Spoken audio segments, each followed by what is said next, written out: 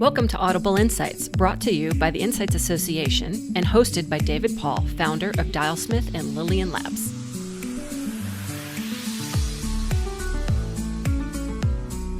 We're coming to you live from the Insights Association's Corporate Researchers Conference in Orlando. And my guest for this episode is Susan Fader of Fader and Associates. Susan, thanks so much for joining us. Thanks. I'm happy to be here. So, Susan, for those who don't know you, tell us a little bit about Fader and Associates and your work.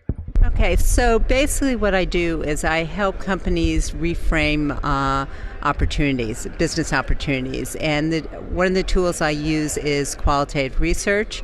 So I am a qualitative researcher, moderator, and strategist. I've done research across demographics and categories in over 20 countries and 5 continents. So you gave a presentation here at CRC. Can you tell us what that was about? It was on counterintuitive thinking, a way to reframe how we approach research.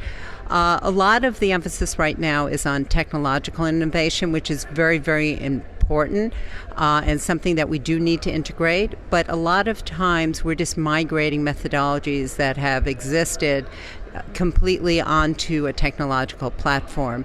And counterintuitive thinking is about thinking differently about how we approach, question, design, think about research of who we talk to and who we're going to choose to lead that discussion. Well, you gave us some really interesting examples in the presentation. Can you give us one or two now that exemplify counterintuitive thinking? Okay, so one of the things in research is we tend to look for people who have an expertise or experience in the category that we want to explore. And one of the things about counterintuitive is using an outsider. So there are 3 different types of outsider, and the one I started out with was a complete outsider. So if you were doing a study on pork, a complete outsider would be a vegan, someone who has not had pork. And one of the reasons and this is counterintuitive thinking, let me step back, is good to use when you're stuck, where you have some business issues and you can't get an answer, or you're doing research and you just keep getting the same old, same old. So this would be a case if you use a vegan to design it, someone who has never had pork, they might structure it a little differently because they don't assume. And then if they're leading the discussion and have identified themselves as a vegan, people in talking to them will not imply. A lot of conversation you imply, the listener fills in. This is, they start really explaining in detail and emotion, and you get a much richer view. Mm-hmm. So that's a complete outsider. What are the other 2? A complete outsider. So the second one I gave is someone who is kind of an outsider. They have knowledge, but they're not part of the tribe. So I did a study with evangelical Christians. I'm not an evangelical Christian, but I really know my Bible. So, and I am religiously observant. So there's an affinity there, but at the same time, I know enough to challenge and have a detailed discussion there. Mm-hmm. Then there's the obvious outsider. That's someone who they know from the start that you're an outsider. I did an example of that is a study I did on African American hair care. I am not African American, and I had the women bring in all their hair care products, and they had explained in detail how they used it, why they used it, what the problems were. And that was just the beginning of our discussion, but this was a case where the client had been unable to come up with new product ideas because they thought they knew how people used it because they had done tracking studies and all that. And this exercise identified to them where there were areas of opportunity, and they were able to come out with successful new products. Okay, and you mentioned tribe a little bit earlier in your answer, and another thing you talked about in your presentation is the importance of, you referred to tribal analytics versus using demographics when choosing research participants. So explain that to us a little bit. Okay, so segmentation demographics is really the way a company silos or groups people so that they can understand patterns. And however, sometimes people who look on paper to be the same are actually very different, and you have to see how they self-define. So if you were doing mothers of kids 5 to 10 and same economics, same household income, they both worked outside the home, but so on paper they might look the same, but if you ask them what their mom motto was, and one mom said, I go with the flow, and the other says, I'll do whatever it takes to get my kids ahead.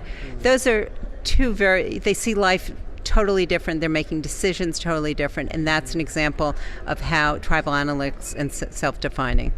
You gave another example that's a little funny about two British gentlemen. Okay, so that one is, I got to give credit to a BBC presentation that I saw, and this was, if you think about Prince Charles and Ozzy Osbourne actually have the same demographics in terms of age, in terms of income and number of houses. And I mean, he had a whole long list of 10 things where they were exactly the same. But no one would ever think that they're the same. But that's an example of how when we just go on pure demographics, or even attitudinal, which is generally just, hey, do you consider yourself someone who's outgoing? It's never capturing how they self-define. Another thing that you mentioned that I thought was really interesting was your comparison and contrast of narrative economics versus behavioral economics, and how you view the two differently, and your opinion on how they need to be regarded in research. So tell us a bit about that. So basically, behavioral economics, behavioral science plays a key role in research, and I think we have to reframe how we use it. If you think about economics, traditional classical economics was built on the assumption that people make rational decisions. Behavioral economics said people don't make rational, and it really used the term that people are irrational. But that, in a way, is a judgment call, where it's an external making the judgment. Mm-hmm. Narrative economics basically says it might not be rational to you as an outsider, but to that particular person, it might be rational. So I really think we have to reframe how we talk about behavioral economics and understand it's an external evaluation of someone's behavior, and we have to integrate narrative economics and understand better how people are making decisions, what the information, and narrative economics was dubbed by Richard Schiller, Nobel Prize winner, and in economics. Yeah, it is a very interesting distinction, because the whole notion of rational and irrational in behavioral economics is a judgment point, a judgment call. Who's to say what is rational and what's not rational, even by the definitions that those like, Kahneman and Ariely and others have come up with? So you can still believe they're exhibiting irrational behavior, but you have to have the context of understanding how they came to that decision. Mm-hmm. So it could be both. You can still believe they're making irrational, right, but you need to understand why they have made that decision and what brought them there, and many times it's rational from their perspective.